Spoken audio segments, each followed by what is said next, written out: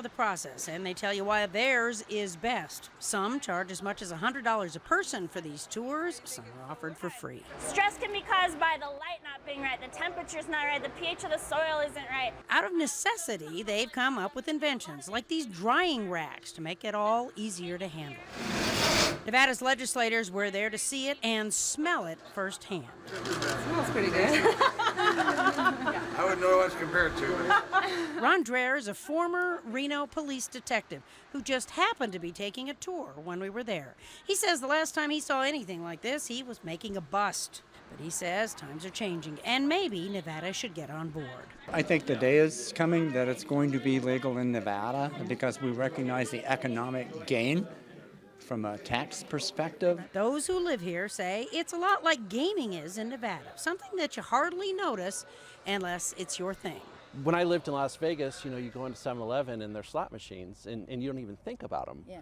But, and just like here in Colorado, you drive by a dispensary, you don't even think about it. It doesn't really affect the day-to-day person who's not looking for it. But because it's technically against federal law, it's all done with cash only. Which means that every individual shop always has a lot of cash on hand. And safes are a must. We have our cash safe. This one just holds all of our drops from the evening time to the next morning. So creating a cannabis credit union is in the works. We don't have credit card processing, we don't have checking. Which increases the need for security at each shop and makes it harder for everyone to track. We basically have two different accounts set up, how to deal with the cash flow, how to deal with the different taxes. Medical has one set of taxes and recreational has a whole set of excise taxes and additional taxes that aren't included. So having to separate that, having to deal with two sets of QuickBooks, one for the recreational side, one for the medical side.